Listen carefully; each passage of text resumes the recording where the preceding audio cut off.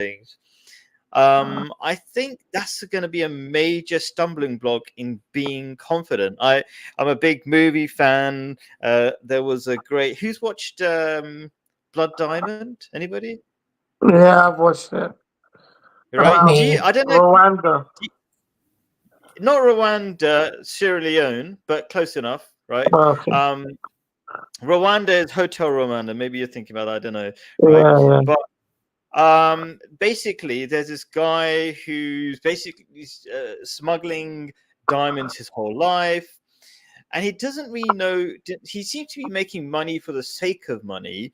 And then when he gets this big, massive diamond, or potentially found out where to get this massive diamond, this African guy who's very traditional from Sierra Leone, he says, oh, okay, so when you get the diamond, what will you do? Will you finally, like, he asked him before he got it, like, are you, before, he said, are you married? He said, no. Do you have children? Are you going to have, are you going to get married? This white guy is saying, I don't know. Right. And then the African guy asked the white guy, when you get the big diamond, you'll have loads of money. Then will you get married and have children and things like that? All the traditional things. And the white guy goes, I'm not sure. No, he says, I don't know, or something like that.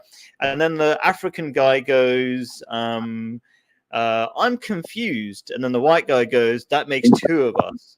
And the point, I know it's a movie, it's not real, but I think it was put in the movie because people get that white people, Westerners, are really confused. Maybe it's not the best example because it's a movie, but I like movies. They touch on something real, and I think it also echoes to the fact that a lot of people do believe, or that line in the movie wouldn't hit people if it was totally meaningless and not related to reality. Okay, so let me ask us a question to Claire, since you've jumped in. Do you think people are clear about what they're supposed to be doing in life, and does it affect their confidence? Yes, I think you're basically saying that even if you don't, even if you don't, if you're not sure, you have to act as if you're sure to get the ladies to like you, because ladies don't like men who don't know their own minds. So you have to act the part.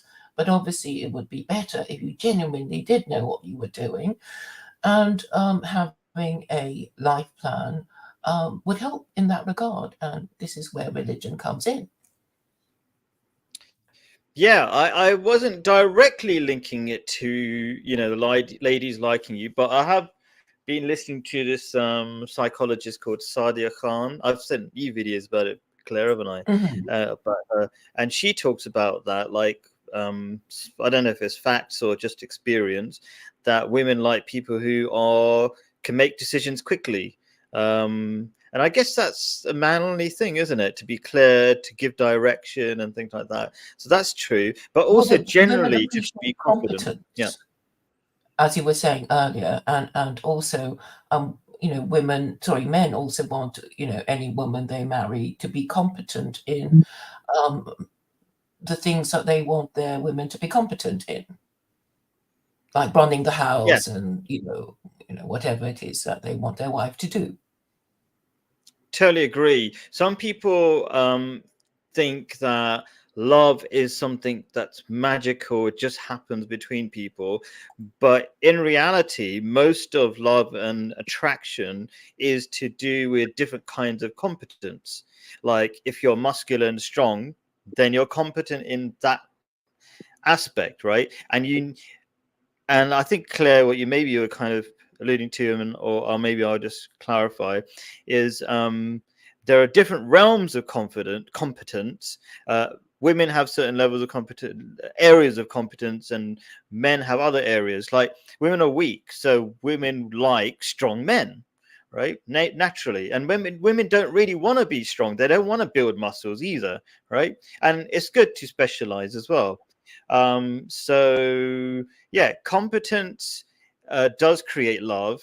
It might sound mechanical, sound boring to some people, but if you kind of accept that reality and just focus on being competent in different aspects of your life, then people start being attracted to you. So, um, What do you think about that? What do you think about? Let me ask George. Do you think love is a magical force, or is there some science behind it? Like I'm trying to point out that like if you're competent, then you're going to be. It's a bit of both. What I'll point on to competence though is I think people need to sort out their spiritual competence, their spiritual faith before they sort out anything else, because that's the key. Is getting your spirit right. So some people might think I'm gonna fix my body first, and then the woman will like me if I lose some weight, or they think, oh, I'm gonna upgrade my academic skills and make a bit more money, and then they'll like me. And it's like those are good things to upgrade later. But the first key is to have spiritual confidence, and that only comes through faith in God. And until you sort that out, the rest of the stuff is a bit useless. I totally agree. I love that. In fact, I was watching a video by Charlie Munger, who's died now. He's Warren Buffett's best friend, not just best friend, associate, one of the richest people ever, right? Richest people ever to live, but certainly massive billionaire, right? And he talked about high IQ people being stupid, right? Can be very, very stupid. You can have a lot, especially in schools, you're trained to just, you can potentially have a high IQ but trained to only do things in a very specific way. But I call wisdom, we can call it spirituality or whatever you want to call it, this higher level of intelligence, so you can apply your intelligence properly. Like you can be like that's a really interesting example would be Elon Musk, right? I really like him, but everything else besides business is going wrong in his life. His family is going wrong. He's depressed. He always says he's depressed, right? What's the point of having that massive IQ and even being successful in business if you can't apply yourself properly so you're actually happy? Isn't that like a bit fundamental? So I love that thing you said about like just kind of being these kind of mechanical level IQ, maybe you can describe it, doesn't help if you don't fix the root, which is wisdom or spirituality. I would call spirituality understanding or being sensitive to the true spirit of things. What do you think about that way of describing spirituality, George?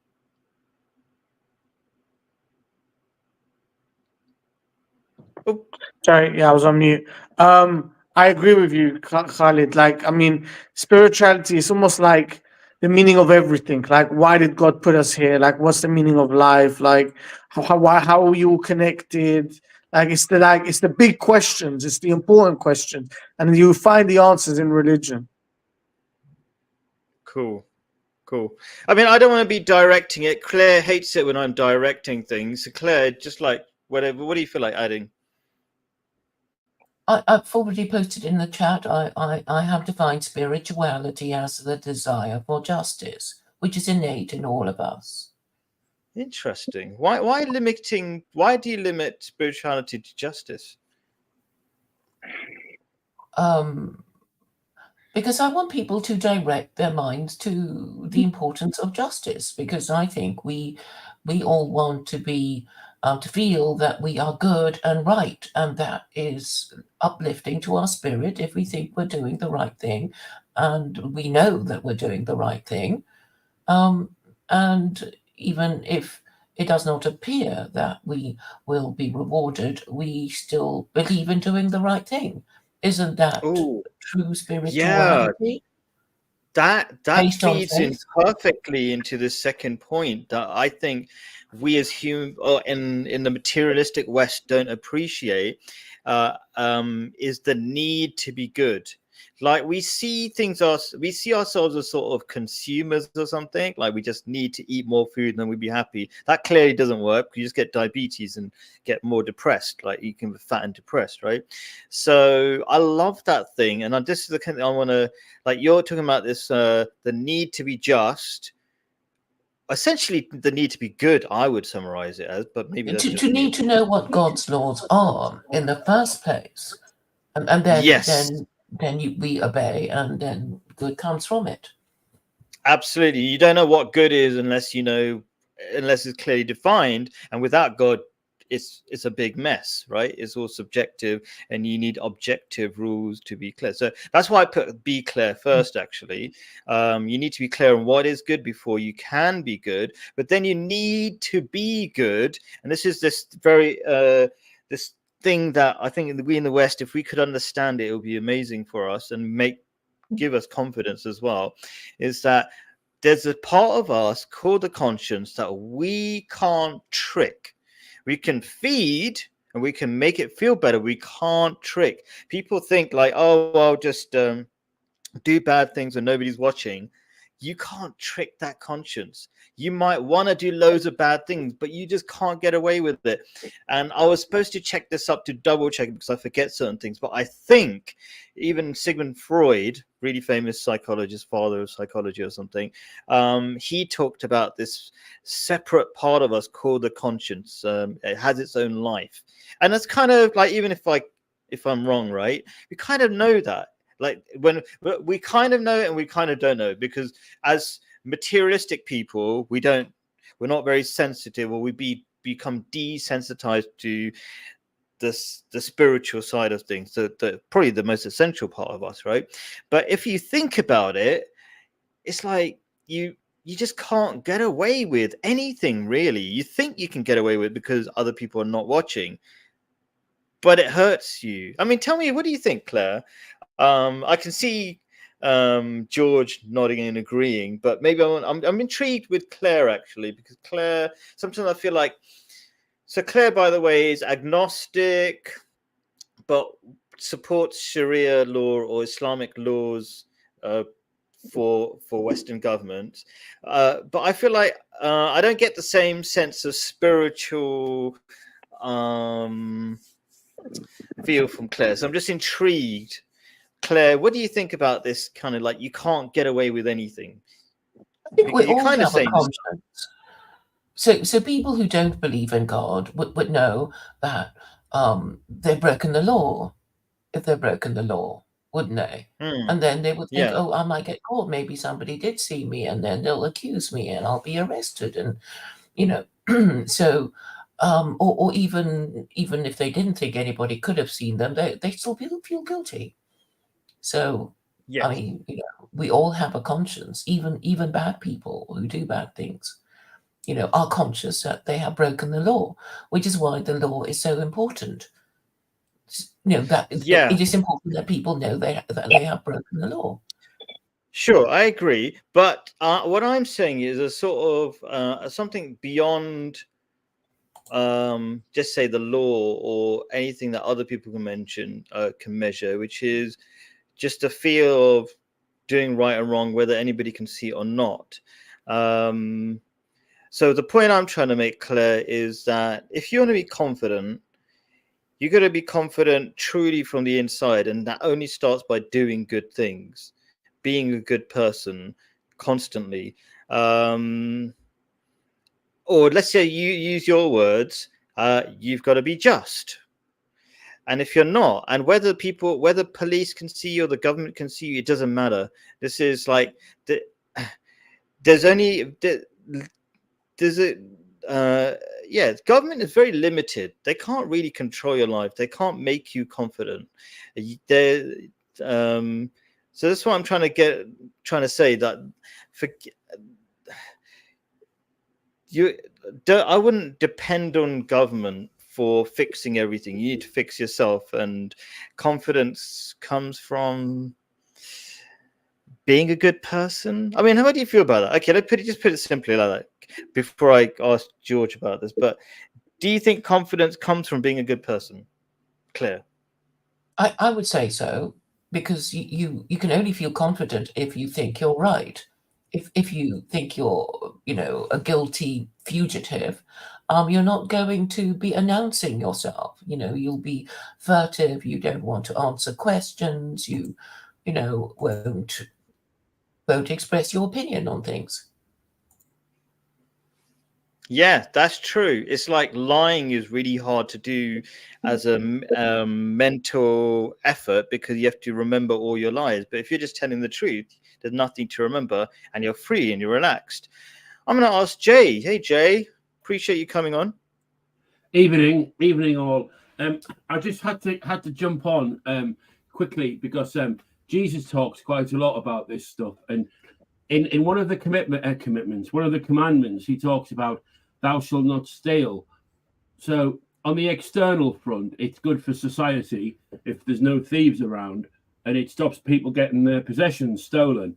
However, from the deep spiritual sense, that you can never own anything or possess anything that you steal. So if I was to steal Khalid's car, for example, if it was a nice car, then it's still his. I might have possession of it, so by right, I will not feel like I own the car, even though everybody else in the world will look at me and think, wow, look at Jay, he's got a new car. Deep down, I will know that I am being mired for something that is not me. So I remember sure. So would you agree? It's not just about stealing; it's about doing anything bad. Yeah, Jay. Yeah, completely. Right. But a simple example that I use is about stealing. That you cannot get away with it. Other people, Claire counters that by saying, "But what if nobody sees you do it?" I'll say it doesn't matter.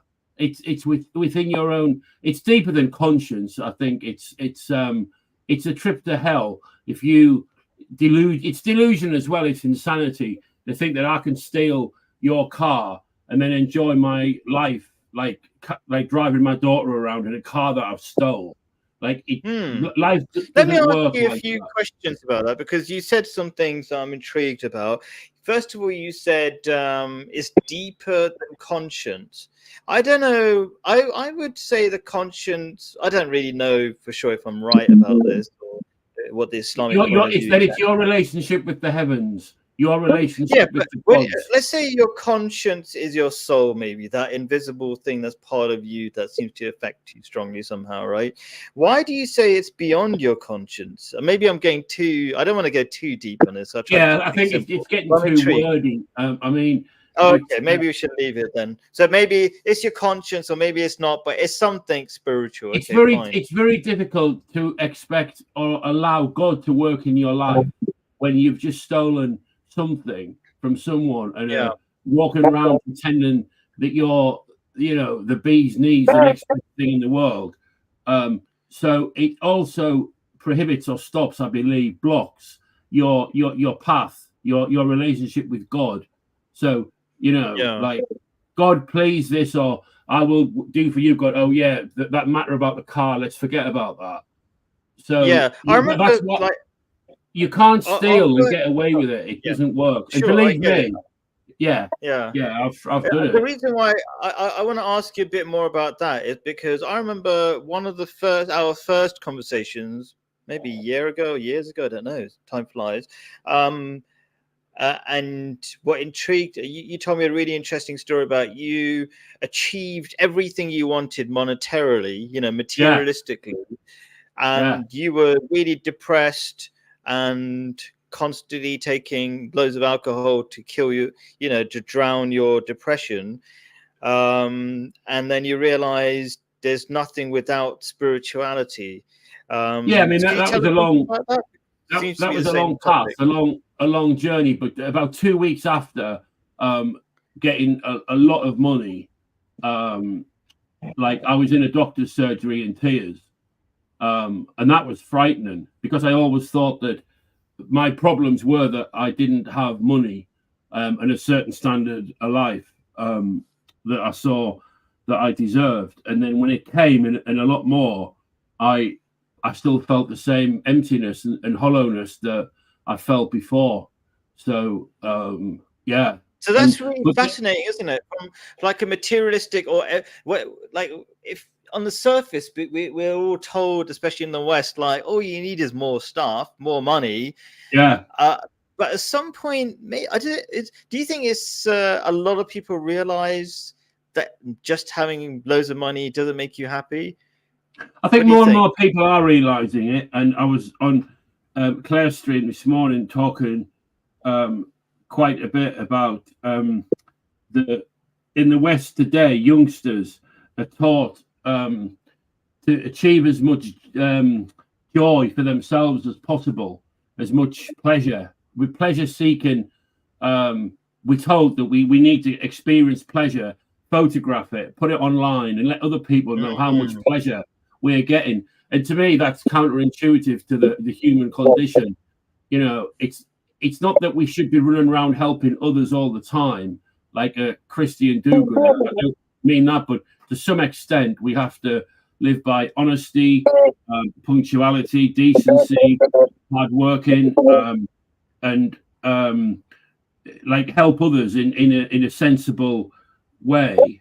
But if we're constantly seeking for ourselves, you know, the latest girlfriend, the latest car, the latest whatever, it doesn't work. It does work on some fronts, but it's an empty existence, you know. Yeah, I've experienced it. I speak from experience. Yeah, it's hard to, sometimes we have to make the mistakes, isn't it? I don't know, like religions have always been telling us this stuff, but I think in reality we all make the mistake of, I don't like to give the impression that like I'm some sort of angel or made no mistakes. That's just stupid, right? We all make mistakes. No, you're if you're human, you're very fallible. And we learn, right? Or hopefully we learn. I think there's a verse of the Quran that intrigues me about it's essentially, I would say, talking about addiction. It's another verse not posted here, by the way. And for people who don't know, this document is, I always have a document linked in the description to summarize the ideas. It just says summary, and you can click it anytime. But that verse is not mentioned in this document, and it talks about the human beings who don't, when you stop chasing God, you end up chasing other mirages, and mirage is a beautiful description. I think you probably listened to me talk about it a couple of times, isn't it, Shay? And a mirage is a beautiful word or description for not just any ordinary illusion, but an illusion that you chase that is far away, and then when you arrive at it, it disappears. So people who don't know what a mirage is, in hot countries, it looks like water on the floor, and of course you chase water on the floor if it's really hot and you're in the middle of a desert. And that seems to be the nature of it. But not only that, the point I'm trying to make is that in that particular verse of the Quran, it talks about when you arrive, God pays you your due, which is a sort of mini punishment at that point in time. So what I'm trying to say is that I do think we are all given by God plenty of warning during life. Again and again, we chase stupid materialistic things, empty materialistic things. We find it to be empty, and then we feel the pain of it. It's like when you take drugs. I've never taken drugs. I'm trying to think how I know this, but anyway, I've probably taken some sort of drugs, like maybe taking my excessive caffeine or something at the moment. But it's like, or just anything I've chased and that was empty. That's probably a better way of describing it. When you chase it and you realize it's so empty and you feel crap about it. And so we're constantly we constantly have that realization, I guess, that when we do something vacuous. Just close on this, because I don't want to derail the stream. That man's only battle is with himself, to get past himself, to chase God, to be God, or to follow God, whatever. There's our problems are within, and all religious scripture says that, and says, follow me, not you. Follow the words, follow, live that life. It's better. And we don't. We do to a point, but and even if the more we follow scripture, yes, our lives get better. It doesn't mean to say we follow it more, because we still want to be responsible for our own creation, our own happiness, and so the battle is with ourselves. But But you guys continue with your topics because it was quite good listening. Sure, no, this is the topic, and Okay. sure, yeah. And Claire just said idolatry, and people might think idolatry just means worshipping a stone god. But I would say, you can tell me, Claire, what you think. But I would say idolatry is putting, I don't know, other goals other than God. And then if you do that, there's another beautiful verse of the Quran that talks about people having one master or many.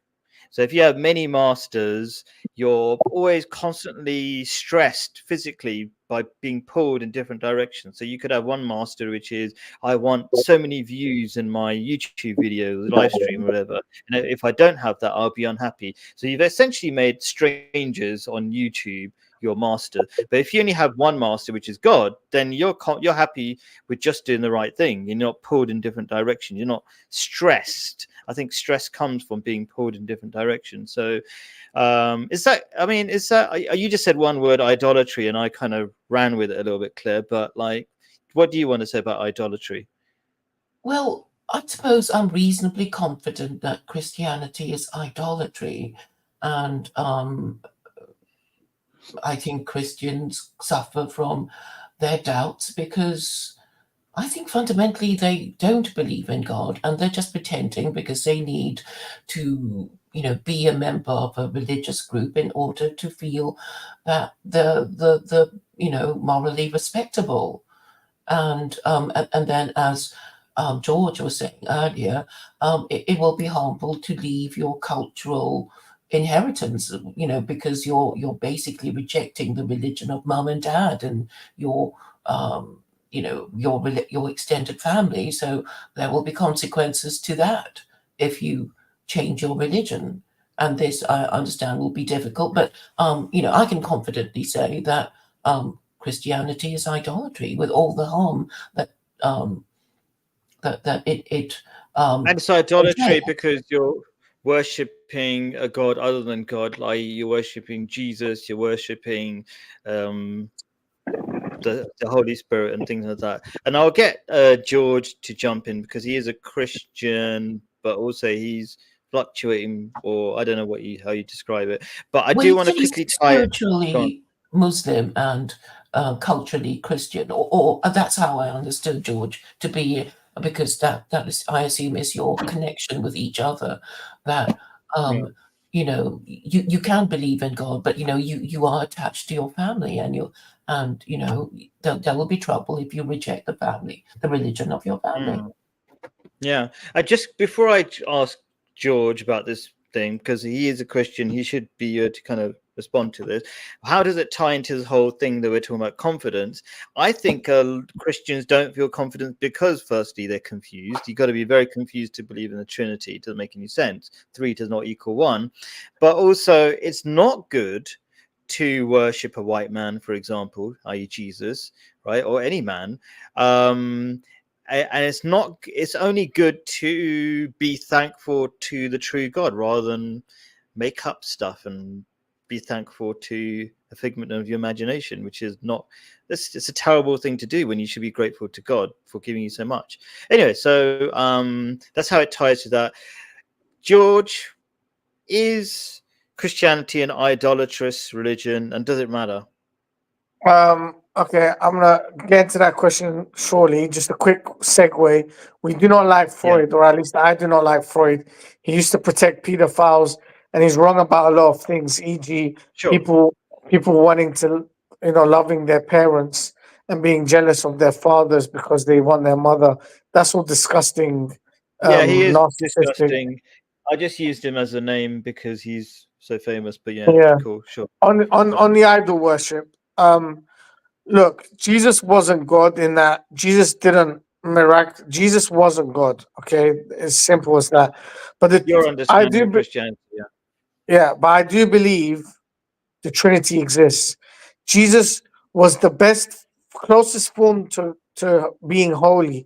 The best way I can describe it is yin and yang. Okay, from karma, yin and yang. So, from the Buddhist Japanese religion, right? The yin and yang, the perfect balance of good and evil, is God. That is what God is. Jesus wasn't yin yang. Jesus was almost fully white. He had a black spot because nobody's perfect, not even Jesus. Oh, he's not physically white. You're just saying he's white, spirit, like I don't know, Like Claire or spirit. spiritually, from a yin yang, yeah. I mean, he wasn't a white Okay, person. He was a semi like me. Jesus would have had okay, my yeah, skin color. He would have had my skin okay, color, and I don't sure, identify as white.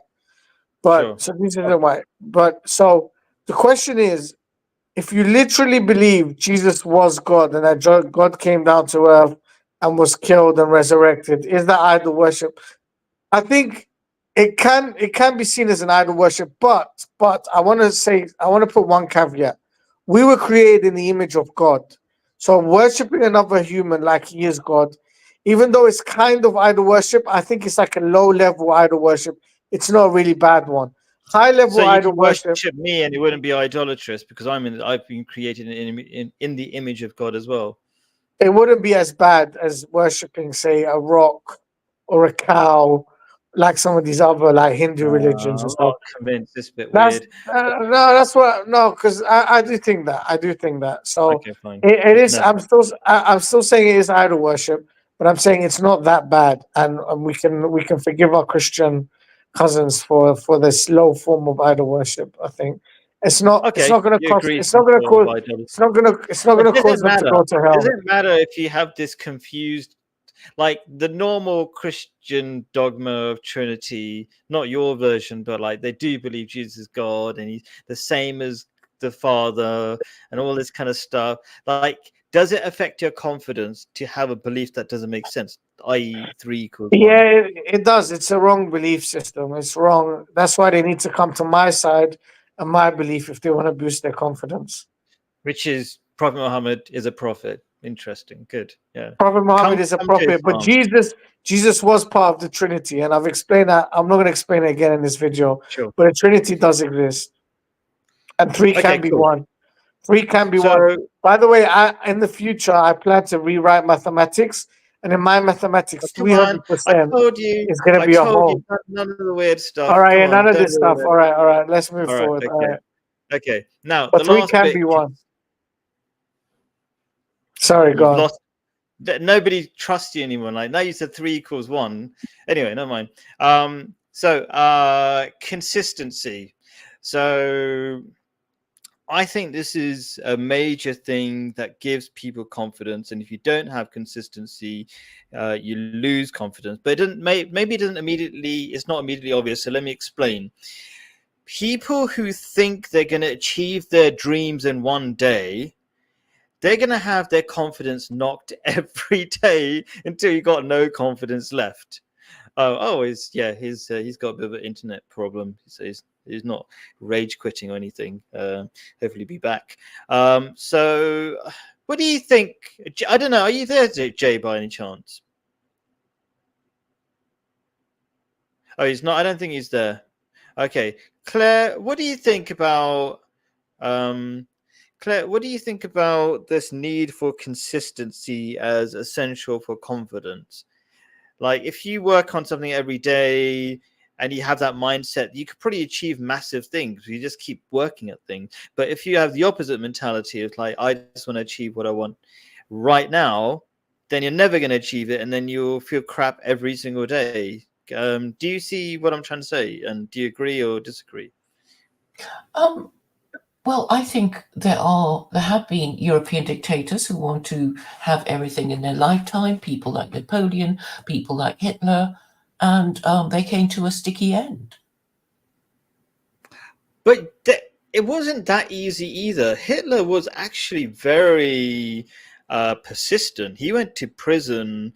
All of these people had. I'm not saying Hitler be like Hitler. Just to be clear, I'm just saying that Hitler didn't have it easy. He failed a lot of times. He struggled a lot. So did Napoleon. They all struggled a lot. So and they needed to be consistent. So even in those examples, do you agree that there's no overnight wins or whatever the phrase is? No, overnight success. certainly not. But because they wanted to achieve, glory in their lifetime, they overreached themselves and came to Mm, a sticky end, and yeah. were not known for their success. Napoleon was not known for success. I mean, he was, but like he did have a sticky end. It's true. He got too greedy, I guess, or something like that. What do you think about being consistent as a key factor for being successful or confident? Sorry, we're really focusing on right now. So, do you need to be consistent to be confident, George? Yes, I think, and I've said it earlier in the stream, practice makes perfect. You need to be consistent. We are us humans. We are creatures of habit. If we move away from our habit, if we introduce things that aren't part of the consistency, we break down. I have this totally in my life many times. One example, which isn't a perfect example here, but let's just talk about weight loss. If I take one day off my diet, then I lose myself for like weeks and months. We have to be consistent if we're going to produce anything worthwhile. And if we want to model ourselves like God and be as godly as possible, we need to work on it every single day because we're human and we're fallible. Yeah, there's this great video I recommend people watch. All you have to search is 1% better every day. And he talks about the example of the British cycling Olympic team or something like that, right? And not just Olympic team, they just a British team. For 100 years, they'd won basically nothing. And then all they did was every single day, they improved by 1%. And he talks about this thing about maximum you should, like, if you miss one day, that's really bad, but you should be consistent essentially. And like really small improvements, and that team started winning absolutely everything. I don't watch the Olympics anymore, but like I remember it was mind-blowing. It was a guy called David Brailsford. Cool. And I remember, yeah, he introduced it. Yeah, and it's pretty amazing that they came seemingly from nothing. The British team, they weren't famous for winning anything. Then they started winning everything, and it is those little things. And you might think, oh, that's a wonderful story. That can't be true, whatever. But then that means you haven't really understood two things. One, how the human mind works and what makes us so powerful. And that's the prefrontal cortex, the ability to plan. Otherwise, we're just like monkeys, right? We could be powerful, but we can't plan. Without planning and communicating and working long term, we can't achieve anything. That was it. It was for the if I just say, not to derail the story, but that was for the 2012 Olympics, and the government chucked a load of money and a load of resources, as the Chinese have always done and the Russians have always done, into getting a proper team squad training facilities. So, yes, what Dave Brailsford did was fantastic, but it wasn't just let's improve every day. There was a lot of other things. The boxing teams. Do you really think just throwing money at something really improved? But that means we would have won gold medal and everything else. Well, no, because they provided the best facilities, the best training facilities, the best coaches. Did we have a lot of the athletes didn't have to work part-time. Yeah, I mean, I have my doubts that throwing money at things solves everything. No, it doesn't. Help. But if you have athletes that have to work 16 hours a week, and then you can give them money so they don't have to, they can train. Oh yeah, absolutely. Russia, China have I say professional, they're not paid. I mean, athletes aren't full-time they're sponsored by the government, but England, and they've stopped doing it, by the way. Are you kidding me? So you're saying our top athletes are working in Tesco's and stuff to stay alive?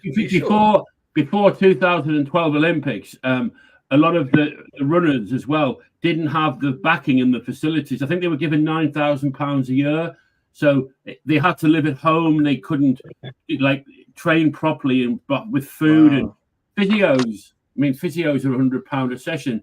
So Yeah, I mean, what I'm saying is to improve every day is amazing. In these, get closer to God every day, great, all of that. But there are some factors in the real world that help that team. Sure. Sports Okay. is so stupid anyway. Pardon? What's stupid? I just think it's so stupid. I mean, only stupid people watch sport. Well, Oh yeah, that's an I mean, interesting thought. okay, yeah. Occasionally, I watch sport, but honestly, I mean, just to even big it up is It is for Oh, lower yeah, okay. intellectual people. It's a distraction.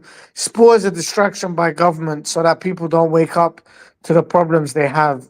That's why it's always on the weekends. We're full of sports, full of distractions, so people don't wake up to what's going on and how the governments are abusing us.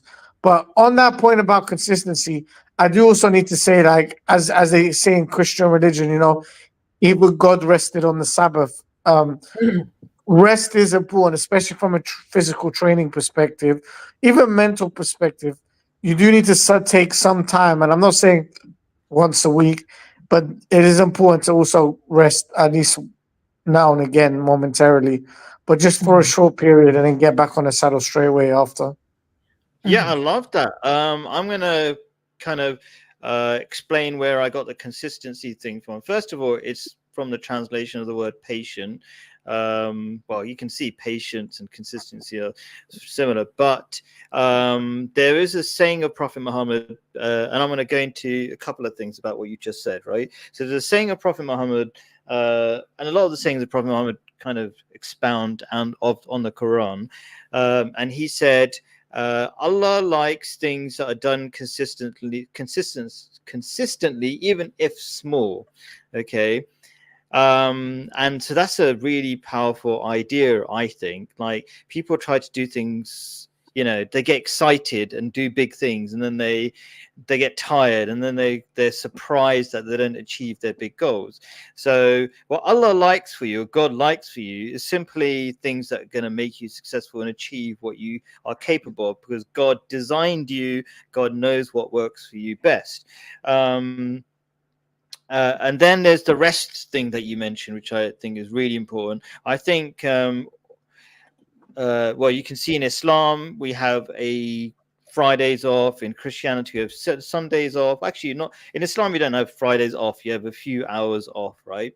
So it's kind of more practical than having a whole day off, like the Sabbath, which when the Jews aren't allowed to do anything for like pretty much a whole day. So I totally agree that human beings, we need to rest, and we don't just need to rest. I think, as the Abrahamic religions teach, it's getting together. So the word for, I'm going to test you, George. What's the word for Friday, which is a Muslim weekend, basically, in Arabic? Juma, which also Juma. means week. Does it? But it means practically means getting together. Yeah, Juma. Yeah, Yeah, exactly. The it same also means root, get right? together. Yeah. So if you really want to relax, get together, because that's what human beings need as part of just relaxing by watching videos by yourself is not a good idea. So that's that. And then playing sport's good. As well.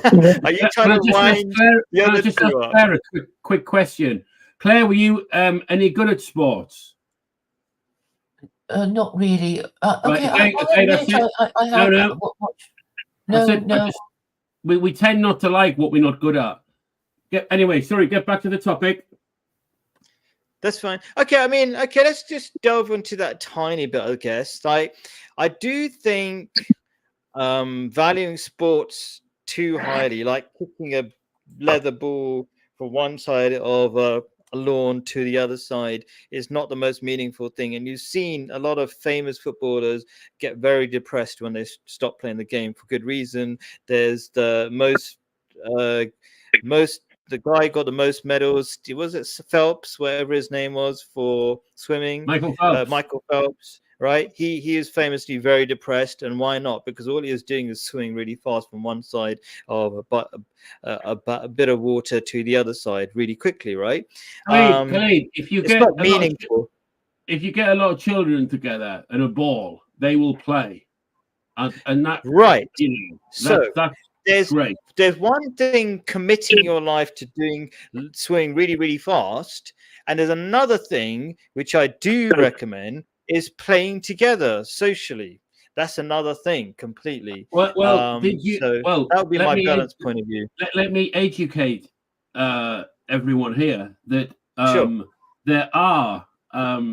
It was either Oxford or Cambridge spent 2 years doing a study to find the correct definition of sport and how it differs from play. And there are 3 criteria that sport has that play doesn't. Can you work out what they are? Competitiveness. Yeah, go on, yeah. that. Yeah. Go on, George. Rules. Play has rules. No. Good though, but not. There's 3.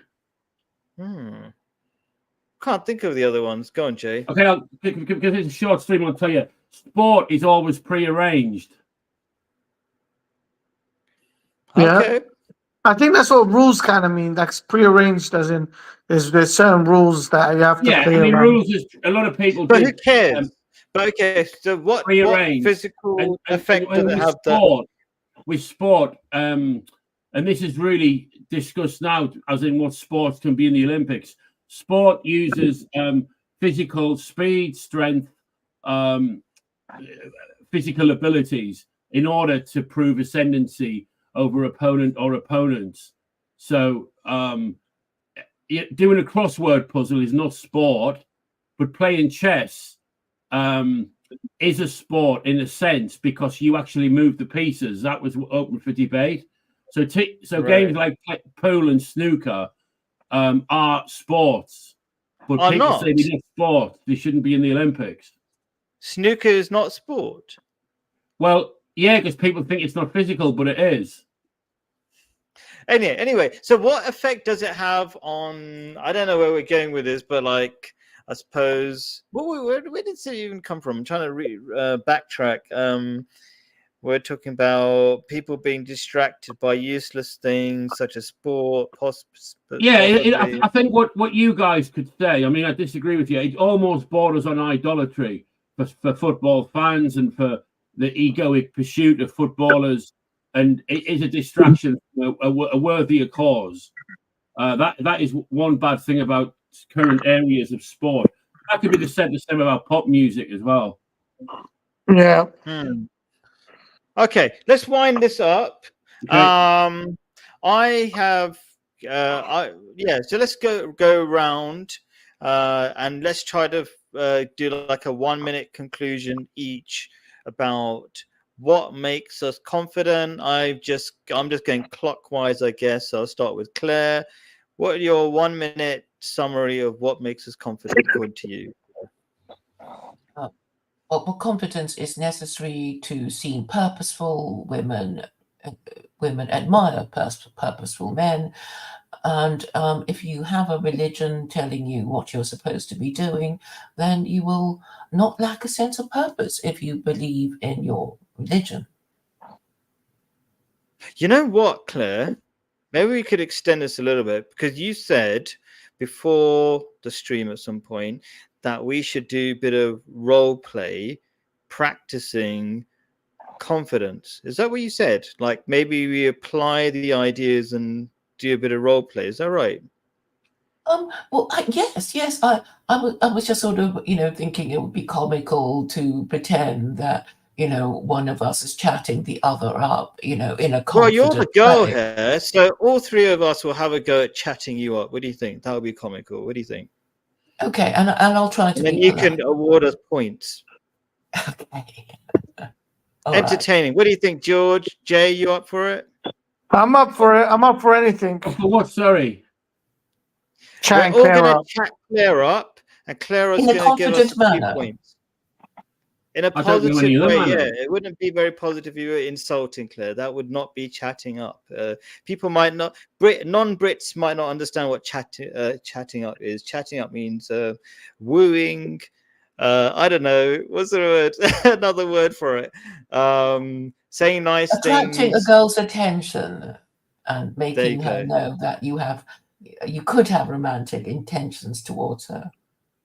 Sure. So apply whatever confidence, beliefs you have in chatting up Claire.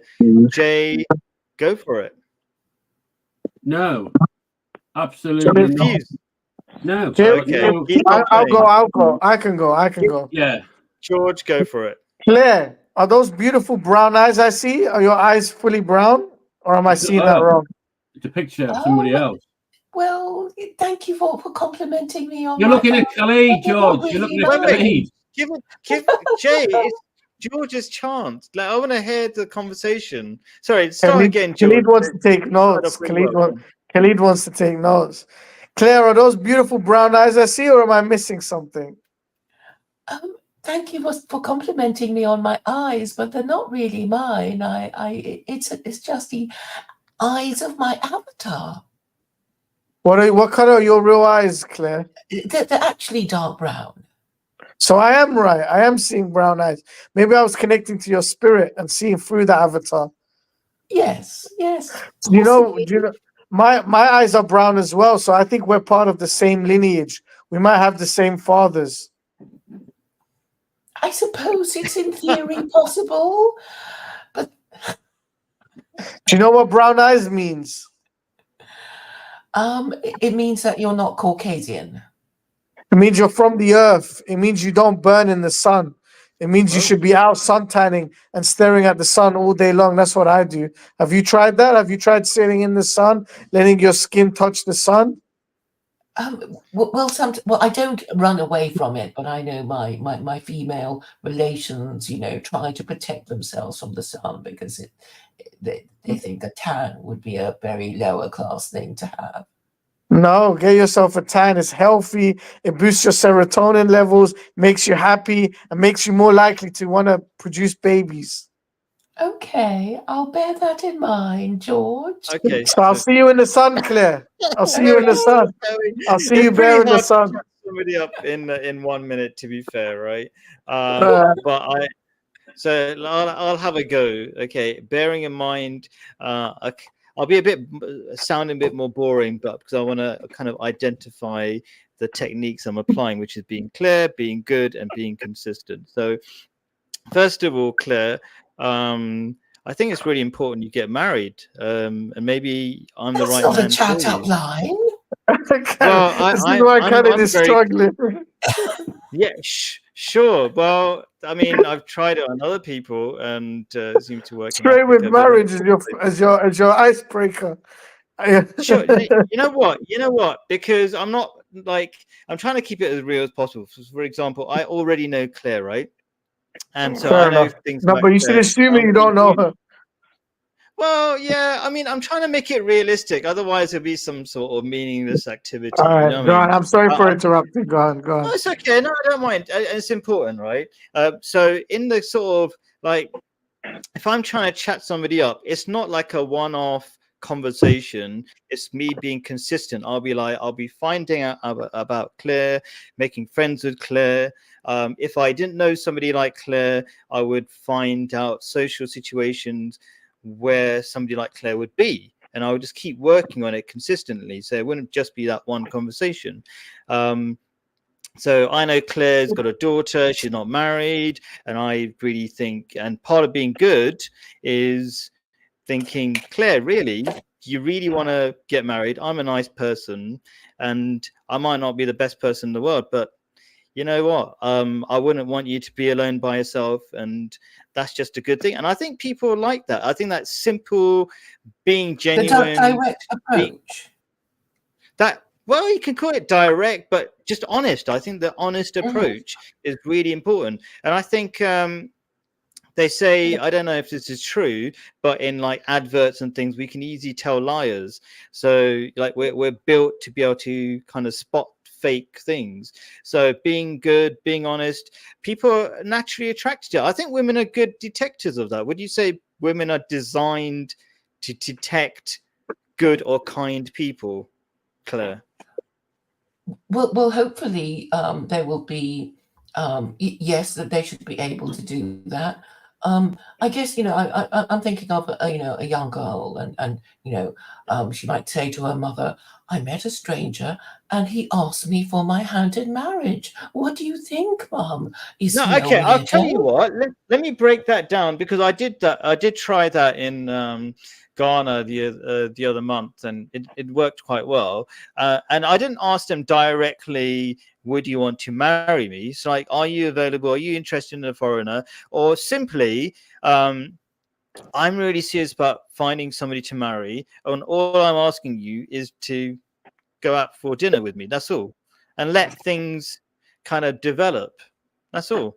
And I want this to be a practical thing for other people to watch and think, okay, I really do need to get married. It's really important. I mean, first of all, you need to be clear about that. Once you're clear about you need to get married, how do you do that? And I really care about my viewers, and I want them to actually have practical solutions. And that practical solution is simply going out and being polite and having a dinner with somebody. And food is eating together is really powerful. It's an Islamic idea that if eating together connects people. And also men and women naturally are attracted to each other given enough time. There's another saying of Prophet Muhammad, if this might not be the best example, but it tells you something about male female psychology. It says a man and a woman together alone, or a strange woman alone, like not your auntie or something, right? When they're alone, a third person is with them, the devil.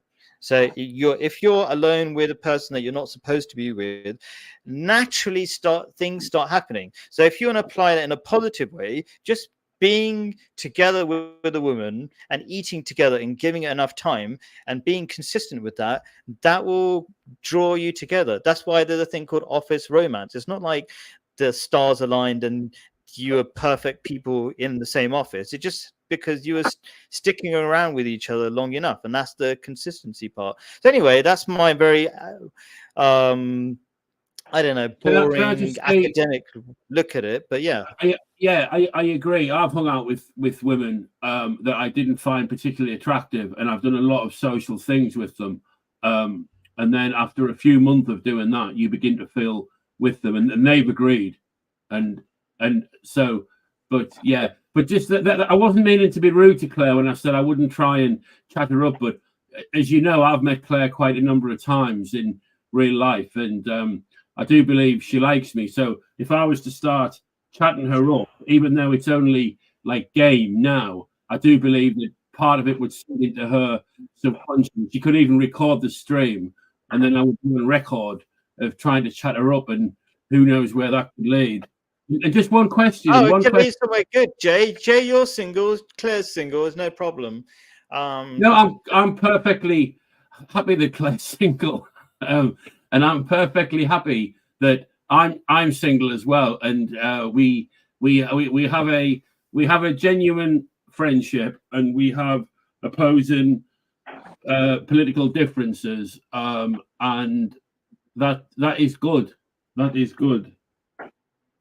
But I would like to know just one question. Claire, who won that? Did I win? Can I ask one final question? Yeah, Claire, vote. Who won? Who chatted you up better? Be honest now.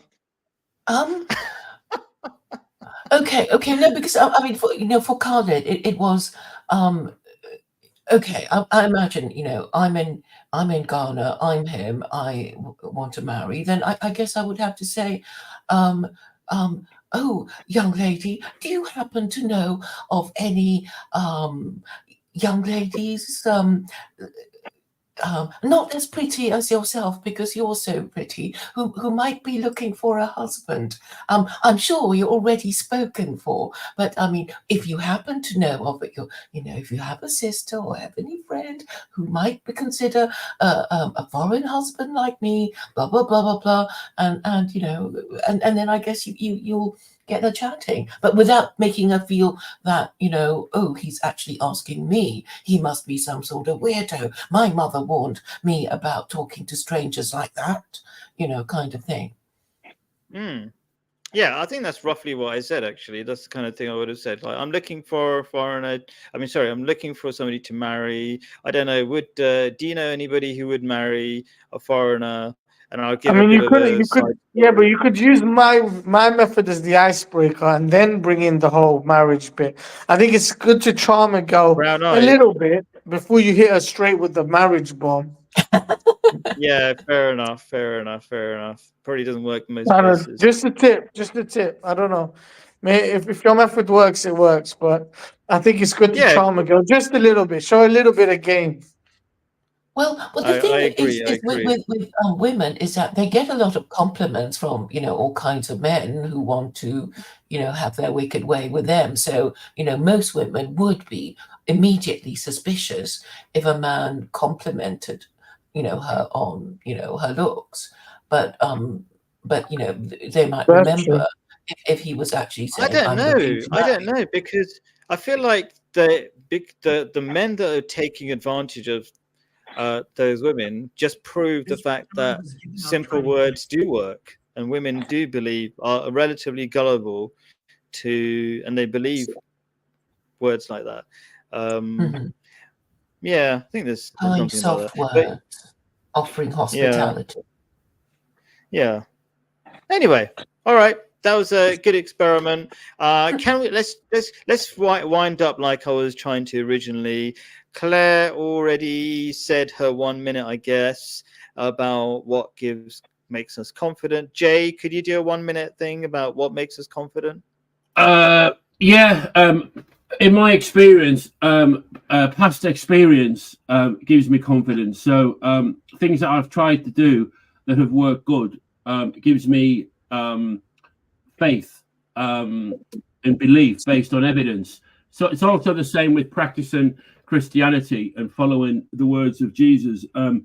If I have thousands and thousands of examples of how that works positively in lots of areas. So I have a consistent and confident belief on that based on evidence. It's not just a wishful prayer to an invisible man in the sky.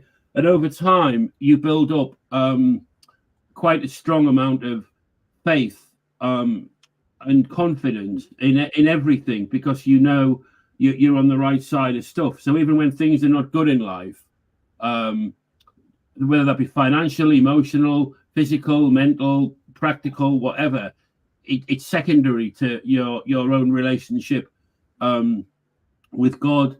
And so I Sure. find that I feel like having a close relationship with God gives consistency. And man on his own, maybe women more so than men, are prone to have historical outbreaks, and because it's more emotionally dominant. So stoicism, whatever they call it.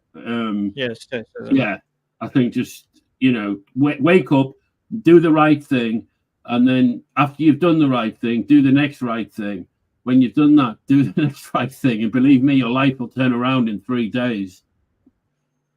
Cool. That sounds really good. Yeah, to have some principles that have stood the test of time, and usually religious principles seem to work, and they will give you confidence. They're better than my own. Yeah, right. Yeah, better than your made up ones. Yeah. Do use the God ones. Okay, cool. George, any thoughts about? I'll bring it 1 back. minute. Yeah. Yep. So it all starts with God. Sort that out. Sort out your faith. Genuinely believe in God. Not just tell yourself, I think I believe in God. You have to believe in God. You have to be ready to give your life up for God. Once you've solved that bit of the puzzle, the next thing is solving your anxieties, because you cannot be confident if you have anxieties. What are anxieties? They're feeling that you are less than something. You might feel like you're too short in life. You might feel like you're too ugly. You need to accept what you are and how you are and not care about it. Be yourself. Be like, yes, I might be shorter than everyone else, but that's fine. I'm happy to, that's how God made me. I accept that. I'm going to move forward. Then the third and final thing is setting realistic goals and achieving those goals and not letting anyone get in the way. And that, once achieving those goals through consistency, that starts building up your self-confidence. And when you start actually reaching the goals you've set, you automatically boost your confidence because you start proving to yourself that you can do what you set out to do. Interesting. That's Okay, excellent cool. advice. Yeah, Thank I you. would disagree with the thing about just accepting who you are. I would agree with a lot of the other stuff about being consistent. I would say rather than accepting who you are, because you might be like a murderer at that point in time, but it doesn't mean you're permanently a murderer. That's not a part that's a part of your personality that's going to be You still always have to true. accept that you've Yeah, done that. You can't limitations, such as deny being yourself that you haven't Sure. committed murder. But If you committed what you murder, you need to accept that.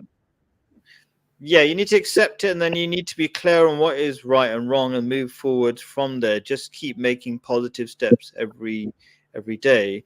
Yeah.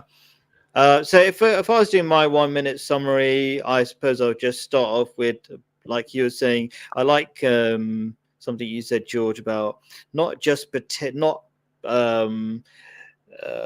simply saying you believe in God, but acting on it. And you said it in a really extreme way, which I think there's some truth in it. You said, like, what did you say? Was it like you totally you committed yourself to God or something? What yes, was the Be thing you ready said? to die, kind of, for really God. believe. Yeah.